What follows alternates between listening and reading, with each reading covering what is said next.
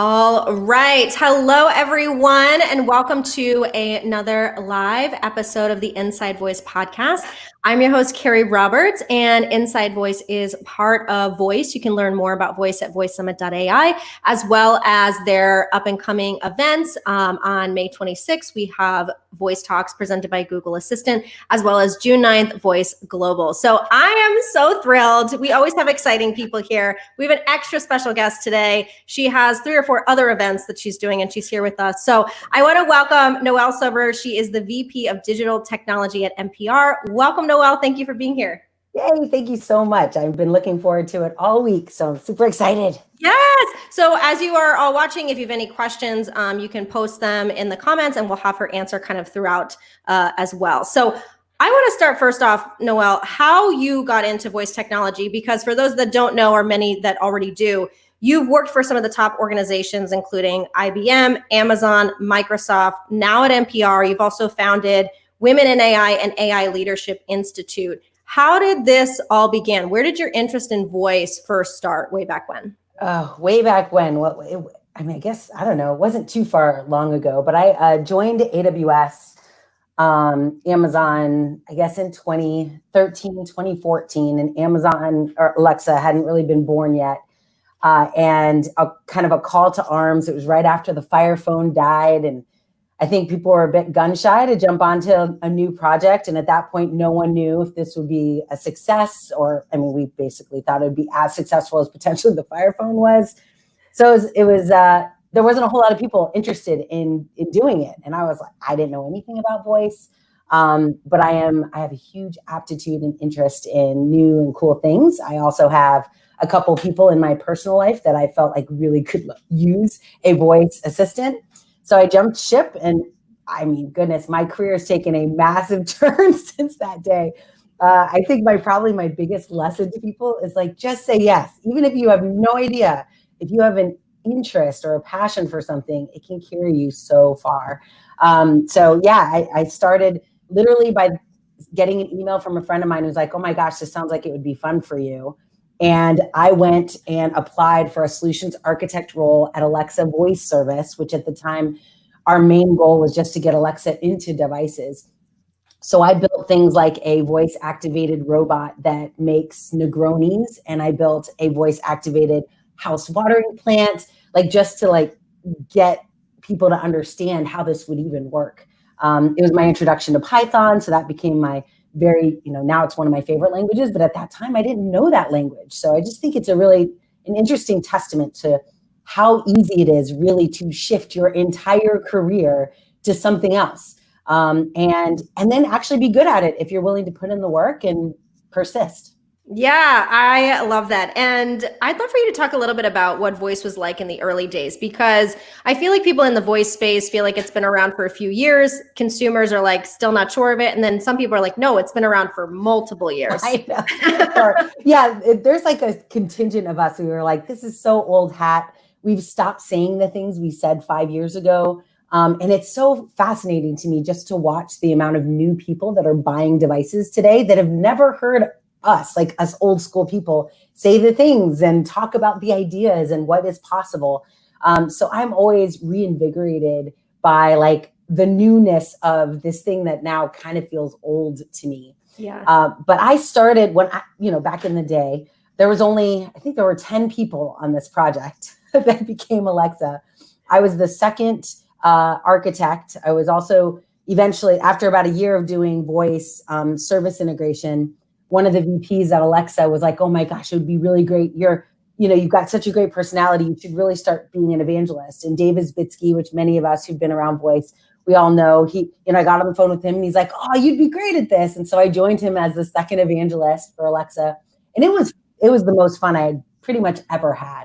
It only really matches my time at Red Hat, when Red Hat was just becoming a thing and people were so excited in a similar way, but a little bit different. But it matched that excitement for me of teaching something no one had ever done before and opening people's eyes to a whole new world of technology.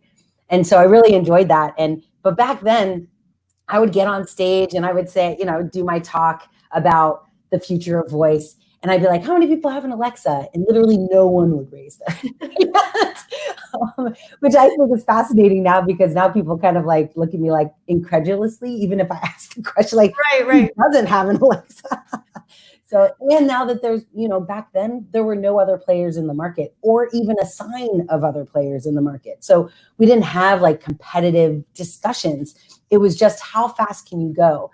But we did have one interesting thing I'd like to share with you and your listeners, is that we had this dilemma of quantity over quality when it came to skills. So as a skill builder, I was one of the very early skill builders. I have a couple of shirts and swag that's like first 1,000 skills.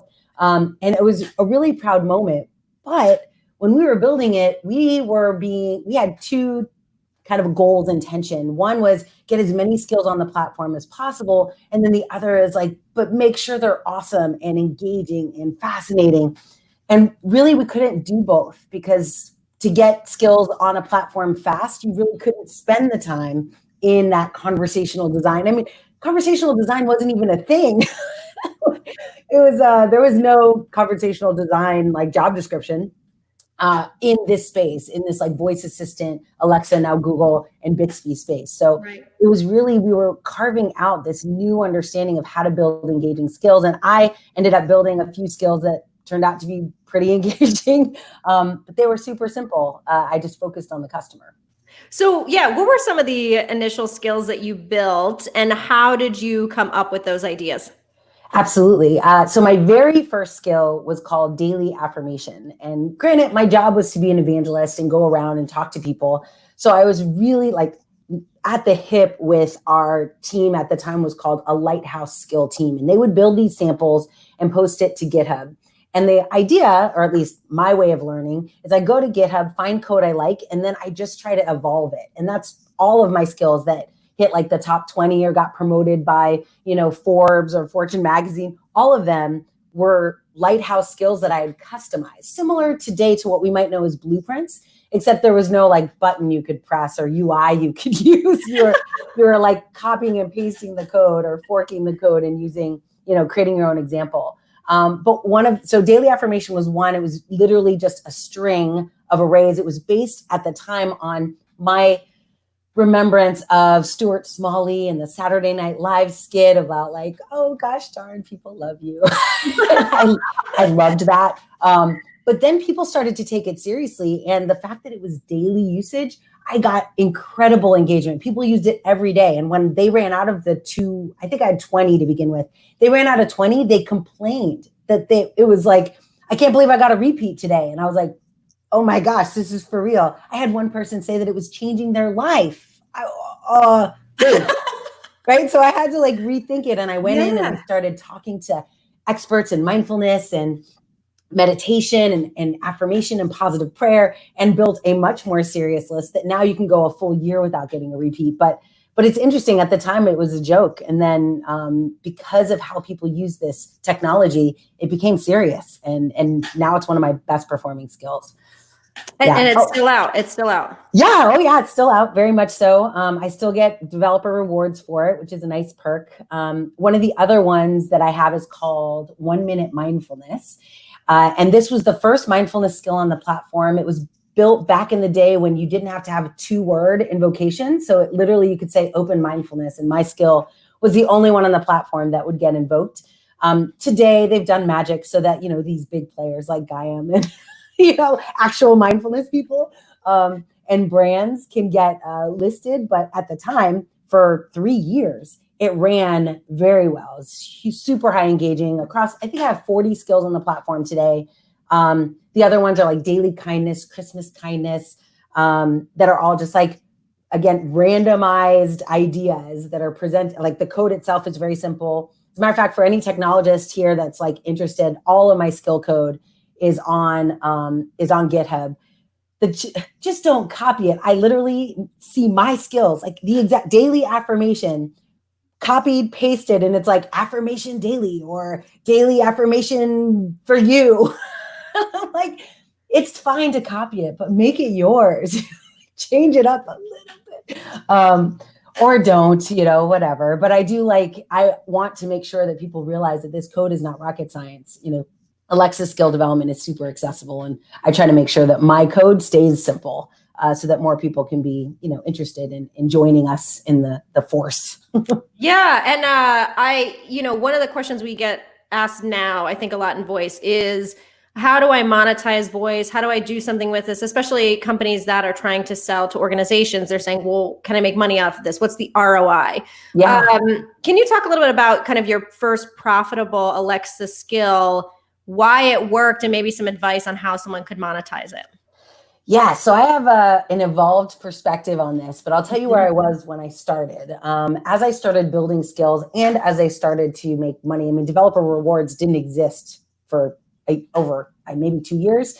So I was just building them for fun and for engagement, so I could see how many users. Like once I hit over 1 million unique users, I was like, oh my gosh, maybe I'm a real developer.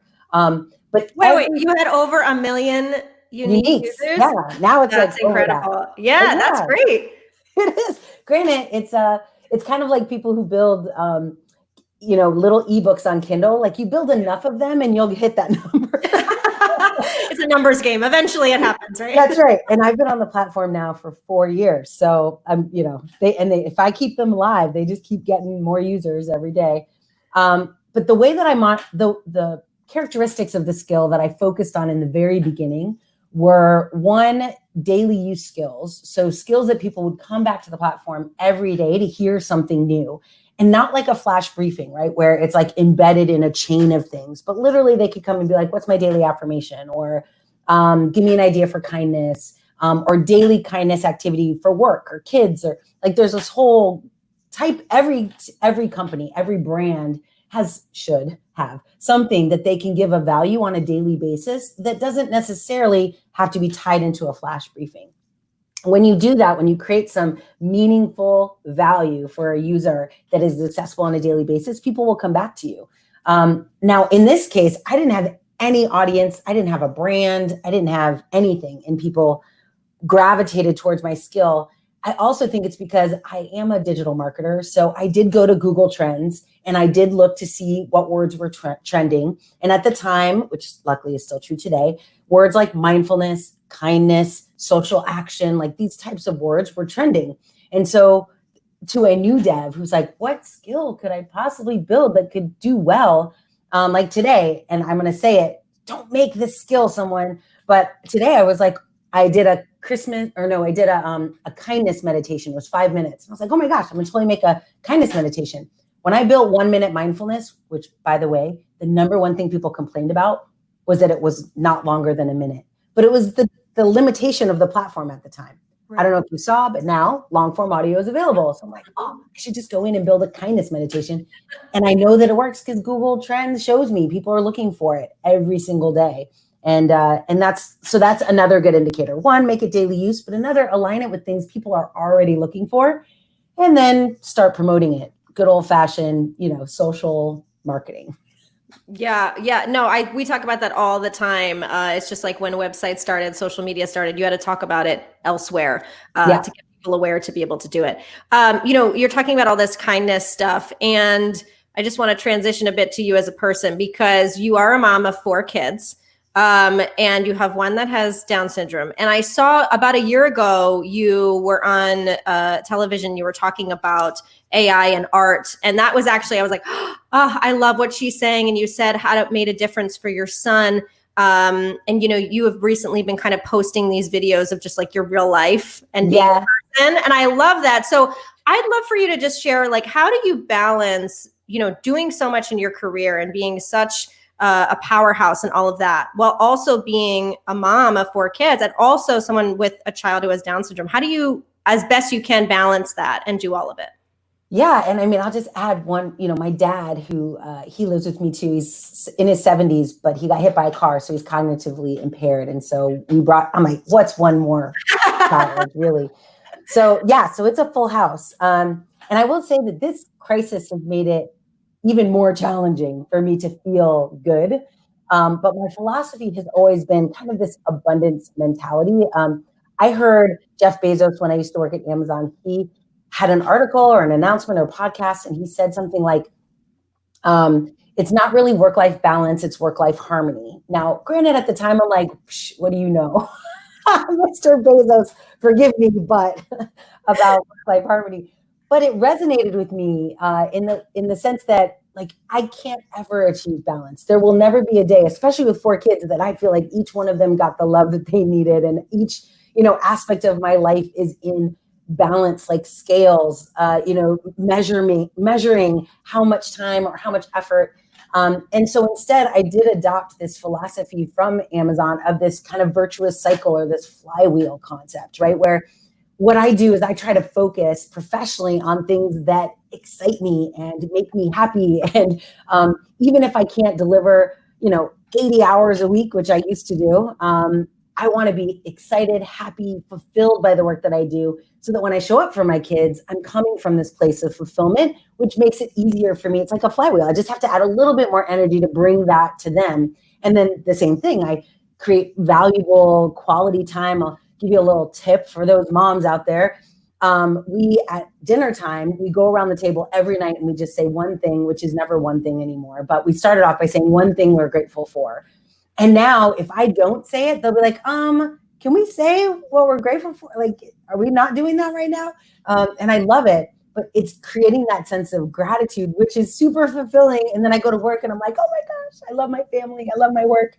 And then time disappears. I don't look at my life as like 8 hours of work, 4 hours with my kids, squeeze them in a little bit in the morning. I have to see my life differently, and how can I really impact the world by raising good humans and doing what fulfills me professionally. And so harmony is kind of how I got there.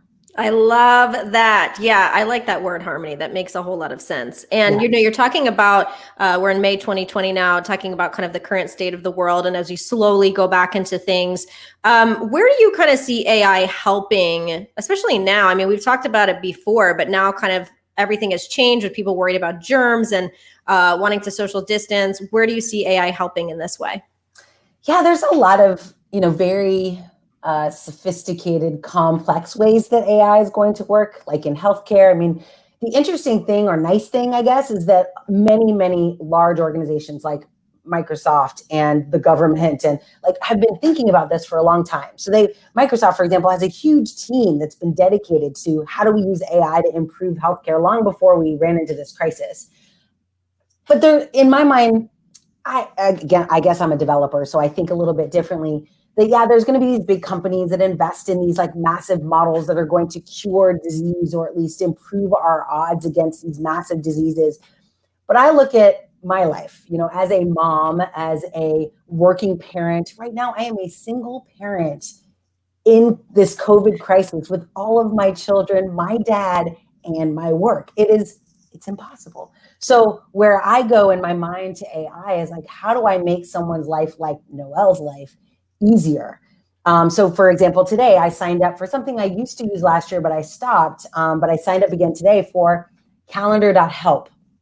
And it's basically Cortana. I know, shocking that I should even say this right now, but it's a beta project. Who knows how long it'll last, but it allows you to integrate Cortana, not voice. It's actually just natural language into your calendar. So now you add Cortana.help onto your C line, like your copy, and you say, hey, Cortana, can you put together a meeting between me and this person? And then all the back and forth happens with the bot. And then they finally figure out between your calendar and their calendar, and then just sends you a confirmation. And that removes a good 2.5 hours from my day of just going back and forth. That's helpful. Right. And so that's just one piece. But what happens when we start to look at all the different AI models that could literally just help with 10 minutes of my day, 45 minutes of my day? This is kind of my philosophy on the future of voice and the future of natural language, is that it's not going to be the one Alexa or one Google or one Bixby device. It's going to be all of the brands and all of the services creating these little bots that my Alexa can talk to. But I don't see a world where NPR will have a voice skill for every platform. That's not scalable, especially in a nonprofit that has a few developers. It's just not scalable. So my vision is that in the future, we will have one code base, one bot, if you will, that will serve anyone who wants NPR stuff, or will serve anyone who wants, whatever your brand does or whatever service you offer. And then as these channels come to you, as Google comes to you, as Alexa comes to you, you have this state-driven environment that everyone can return to. So if I start my conversation on Google and then continue it on Alexa, they're all going to that same single backend code, right? So it'll remember the fact where I left off. It'll remember what I did, what I wanted to do, any reminders I set. Like, it'll be this contextual experience. And that's kind of the future. Granted, it's like a maybe 2030 future, but I do see like that's really where we as brands should focus. Like, how do I build something that all these channels, Slack, WhatsApp, like any Facebook Messenger, I want all these channels to be able to come and meet me as a mom where I am. I don't want to have to go to you and be like, oh, I'm not in the room with Alexa, so I have to blah, blah, blah. Or I'm in my car and I have CarPlay. Like, I, as a consumer, I don't want to have to care about any of that. I just want to be able to say, hey, USAA, and you show up wherever I am. And USAA is one of my favorite voice first kind of companies. So I mentioned them on purpose. But that's what we want. That's what innovation looks like to me. Yeah, I agree. I think you're right. Right now, there's a lot of friction in some ways. Yeah. For NPR specifically, you know, with what you can talk about, when you came to NPR, you know, NPR is one of the biggest radio organizations in the world. Everybody knows about it. When you look at that and you think about, okay, how can I integrate voice, or how can I help them with their digital technology? What was kind of your vision beyond kind of what you just talked about as an overall thing? Yeah, I mean, that's certainly my vision. But to be completely transparent, NPR's voice experience is what brought me to NPR. Mm-hmm. So I don't think I would have joined NPR if it wasn't for the incredible and just amazing work that's been done by the voice team and the voice engineers there. They are, if you've been around voice, like NPR has been there since the beginning, and has been one of the most engaging and most engaged user experiences. They're the ones that kind of make it, you know, so that I don't have to know exactly what to say or how to say it. I just can be like, you know, I want NPR, and NPR shows up. And NPR has been doing curated audio experiences forever. Yep. So it's one of the unique brands that's actually extremely good at this part, like this industry, which gives them an advantage that not many other organizations have. But it also is encouraging to me for any kind of radio or audio type personality or type brand, they really should take a page out of NPR's playbook, because if you already have a listening audience, it's so easy to translate that to an Alexa audience.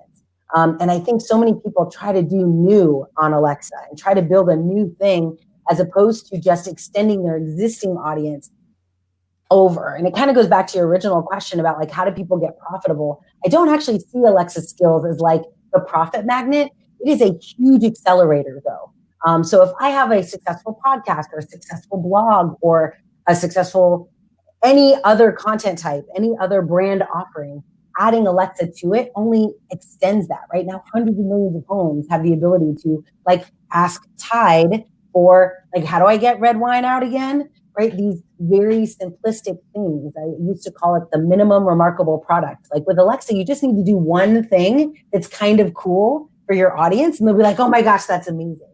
And I think that's still true today as we get hundreds of thousands of users added to the platform, you know, every year.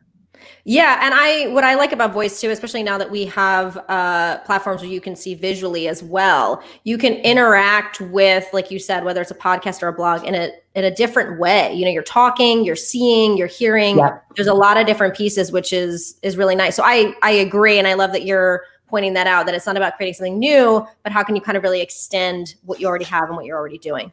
Yeah, and I think that's so important for brands, because even now, I know a lot of startups that have started, and brands are still, even 5 years in, like resistant to the idea. Yeah, and like it, you know, especially with RSS feeds and, you know, daily like flash briefings. It's so easy. Just try it. See what happens. Well, like, give me 2 days to just like show you what's possible. Like this minimum thing.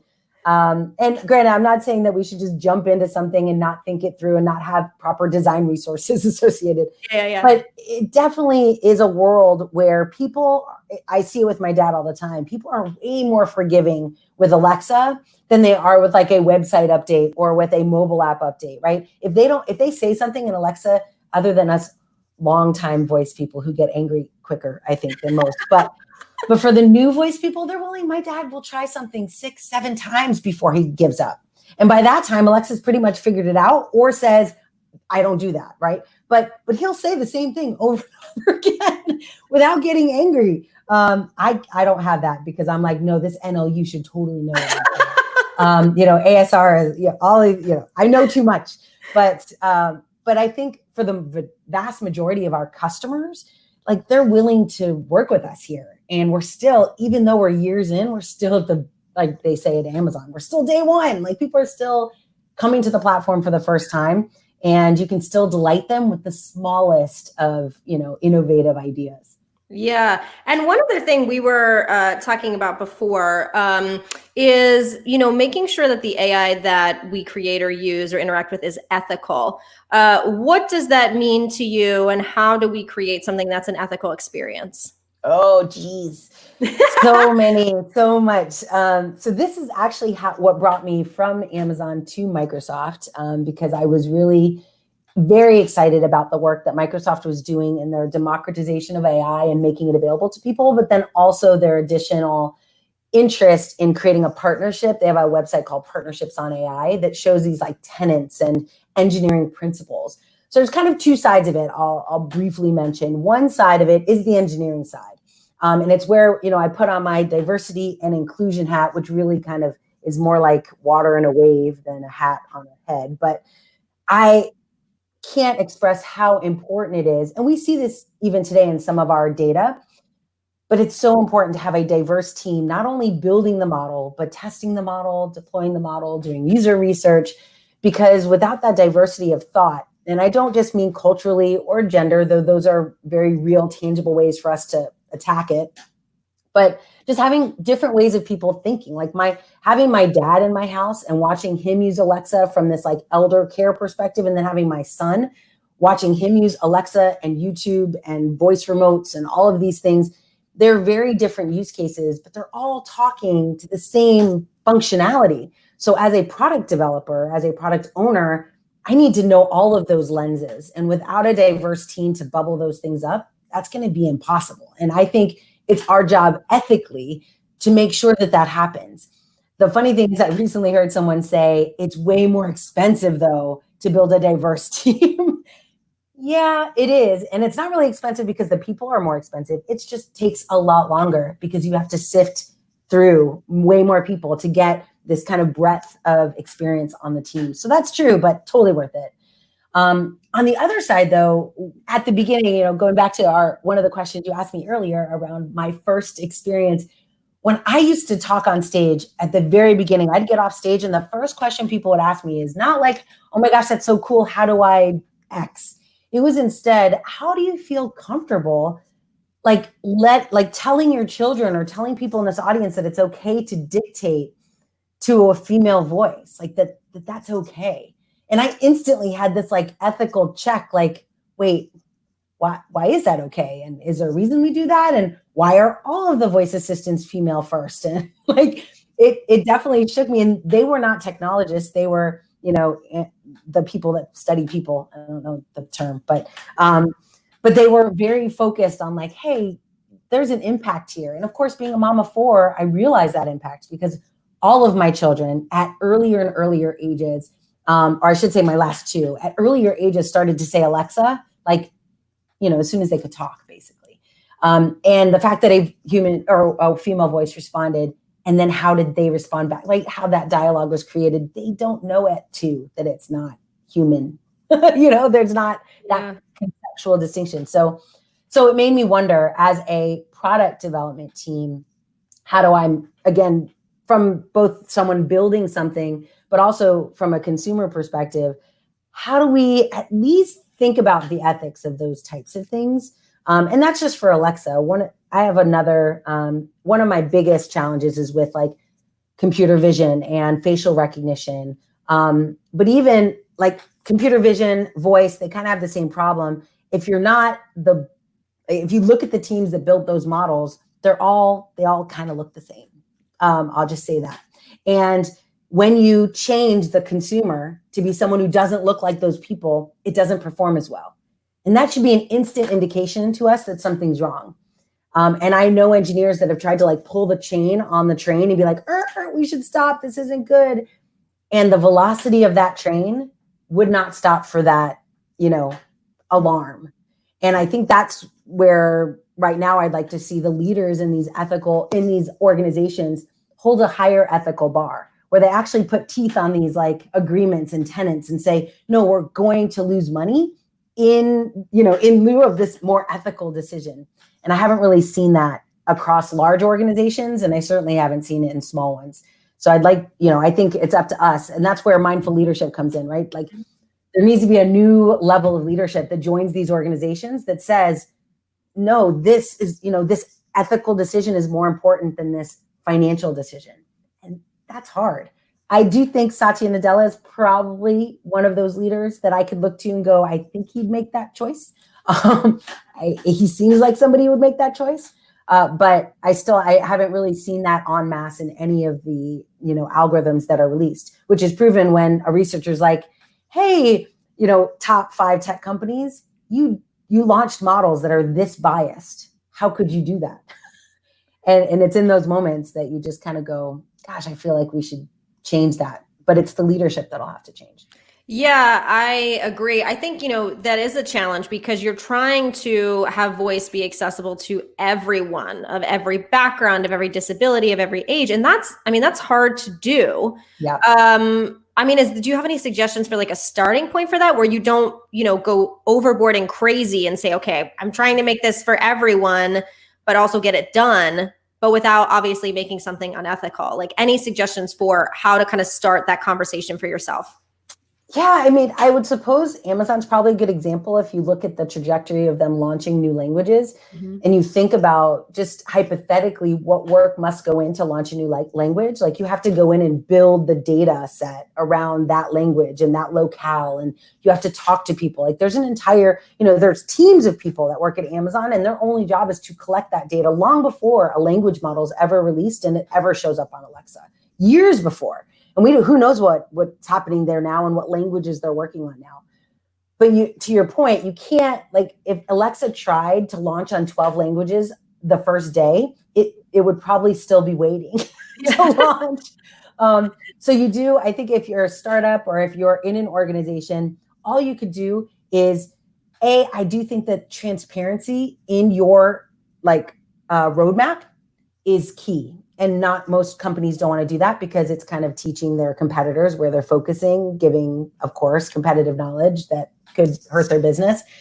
But I appreciate transparency. I think especially as a consumer, if I know a company knows that their model doesn't understand me because I have a New York or New Jersey accent, or doesn't understand me because I was raised in England but now live in Australia, and so I have this accent that Alexa doesn't quite understand, or even I just know, for example, there are some women who have like just the intonation of this female voice is different. Like their husbands can talk to Alexa just fine. And then they try to talk to Alexa. It doesn't work. Causes quite the strife at home. But these types of things, if I knew a company knew that these were problems and was willing to tackle it, and even better yet, if they decided to open source it so that I could provide that data, I would feel good about that, right? I would feel like they're ethically making the right decision to involve the people that can help solve the problem.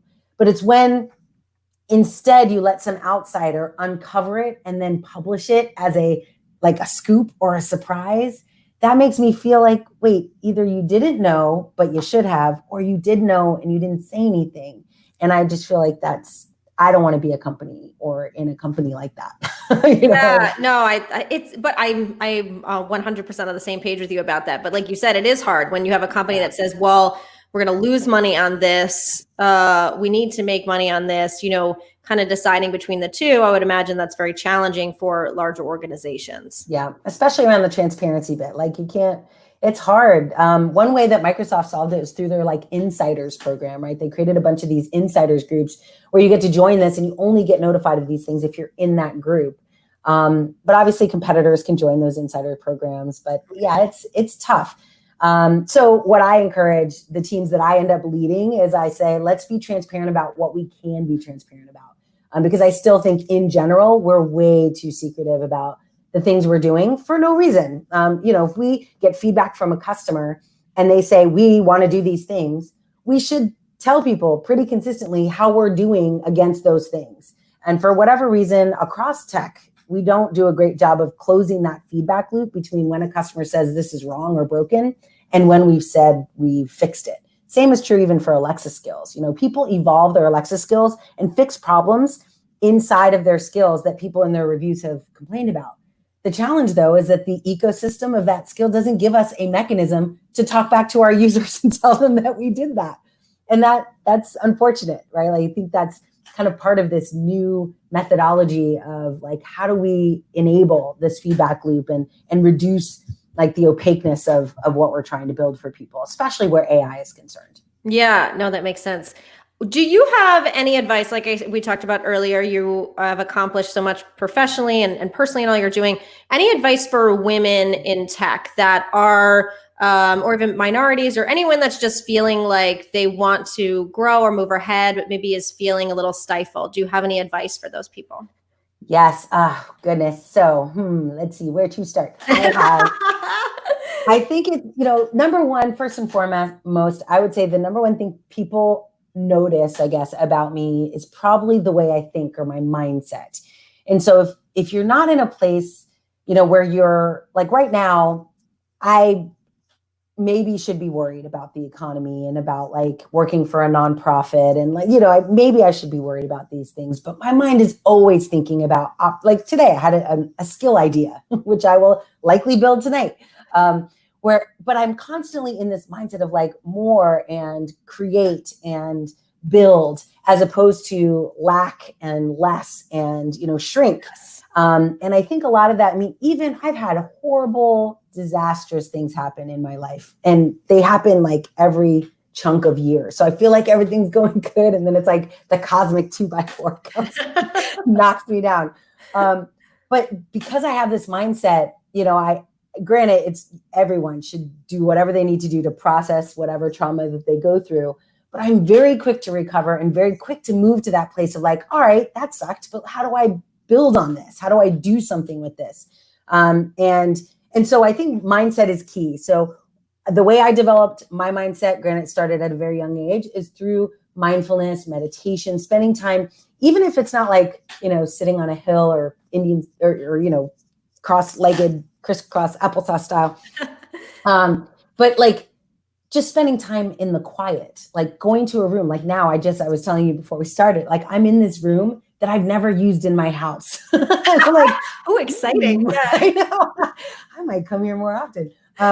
But it's pretty quiet. And so I have this opportunity now where last night I'm a Peloton person. So anyone on Peloton can come and follow me. I'm Unity girl. But I love that I can do a ride that is super hard. And then I can get off, sit quietly and do a kindness meditation or do a yoga session for 10 minutes or 5 minutes or whatever it is. So I feel like you have to create space for you to be able to hear your own thoughts. And not the monkey mind thoughts that are you have to do this and don't do this, or you're not qualified for this and you are, you should never try that. It's when you're quiet enough, those thoughts start to go away. And then your, they call it your inner voice, your still small voice. This voice will tell you you're so good at X, you should do more of that. Or you always wanted to be an artist. Why don't you do that?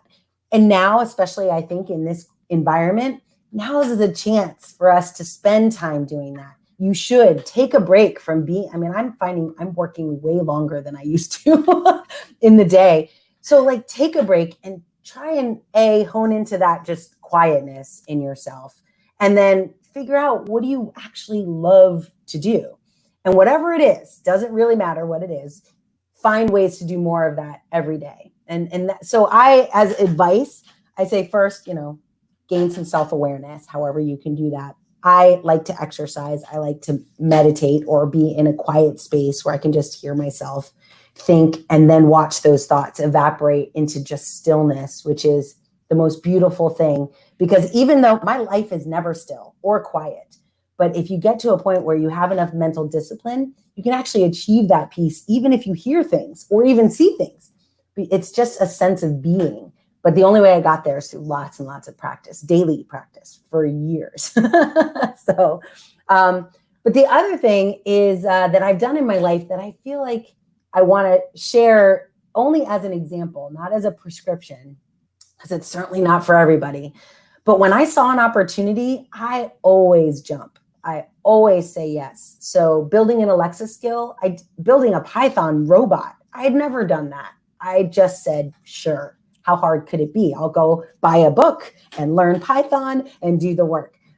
Build an Alexa skill, jump into Microsoft AI and become an advocate for ethics on AI. Like all these things I had the personal desire to do. And then I just did it. I didn't think, what if people don't believe me? Or what if people go, weren't you the WebSphere guru from 10 years ago? Like I leveraged that mindset and that mental discipline to just start something new and be willing to redefine myself in the very minute I make the choice to do it. Like now I call myself, I actually just on Twitter the other day was like, I think I'm a futurist. And I'm going to jump right into that. I mean, granted, I've been a futurist, I think, my whole life, but be okay, like absorbing these positive labels of who you are and then just go with it. Like, what's the worst that'll happen? Like, our lives are so long. Our days are even longer now. My advice is to just find something you love and go after it. And it doesn't have to be your day job. Like I said, with the flywheel, I have so many side hustles, but all of them give me energy and all of them excite me. As a matter of fact, tonight we're doing the first Woman in Voice Latinx Summit.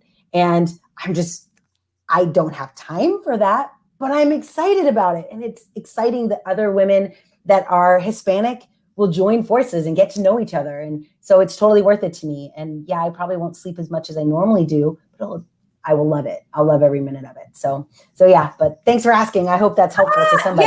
Yeah, Noelle, so many love you so much. It was funny. I was telling someone I was interviewing you and they were like, oh, she's my crush. Like, I just love what she's all about. And I think, it's not only just the stuff you do in tech, but it's, as we're hearing now, it's just your energy, your personality, your positivity, you're leading in such a beautiful way at home and at NPR and in the tech space. And I congratulate you for doing that so well. I thank you so much. If people have questions or they want to learn more about you or anything about voice, where could they connect with you? Where's the best place? Yeah, so the best place is LinkedIn. It's my home. All my people, thank you for joining us on LinkedIn. I think it's working on LinkedIn Live. It does look like it's working on LinkedIn. All right, awesome. Yeah. So that is amazing. So hi, friends. Thank you for joining. But yes, LinkedIn is the best thing. So just connect with me on LinkedIn. It would be great to know where you connected with me from. So if you heard me here, just be like, oh, I saw you on blah, blah, blah, especially if I don't know you at all. That'll be really nice because I like to, put faces to people. And then the other thing, if you just want to see a little bit about what I do and, you've never seen me speak or you never heard about me, I do have my website, noellesilver.com. So you can always head over there. But LinkedIn's the best place to stay in contact. And I think most of my friends would, I think they would agree that I try really hard to be connected with everybody on LinkedIn. Now you know a little bit about my life, so you know how challenging that might be. But I do my very best. Are you still doing the podcast too? You just started a podcast. Yeah, thank you. I just started a new podcast called Silver Lining with Noelle Silver, and it's all about positive stories. This is actually a good voice thing. So for those of you, if you start a podcast or a blog, building a flash briefing with an RSS feed takes like a minute, 2 minutes tops. I will help you if you have any trouble. But the challenge with a flash briefing is it's a flash briefing. So it really should be pretty short. All of my episodes so far have been really long because I didn't think about it when I started. So I encourage you, if you're going to start a podcast, you might consider having like a 2-minute version of the podcast, like have two, right? One is like the flash briefing version, which is like 2 to 3 minutes, maybe the advertisement for each one, and then having your longer form. But you can find it on Spotify. I think you can pretty much find it on any platform that has podcasts these days. But yes, it's really fun. And I've actually introduced some people. I've asked some of my colleagues on LinkedIn if they had stories that they wanted to share. And so I've had a couple of people share. It's been really fun, but it's only been up for like 2 weeks. So it's been really, really exciting to do that. Yes. Yeah. Noelle. It's very Noelle. Yeah. like you said, it's like so many different things, but everything you're doing is coming from a place where you feel excited about it. And then that's coming into your home life in a positive way. So I think, you know, like I said, who you are personally and professionally is just incredible. And I thank you for your time because I know you have so many other things going on today. So thank you for all the work you do, Noelle. And I am sure we will chat with you again soon. Absolutely. It was my pleasure. Thanks so much for having me.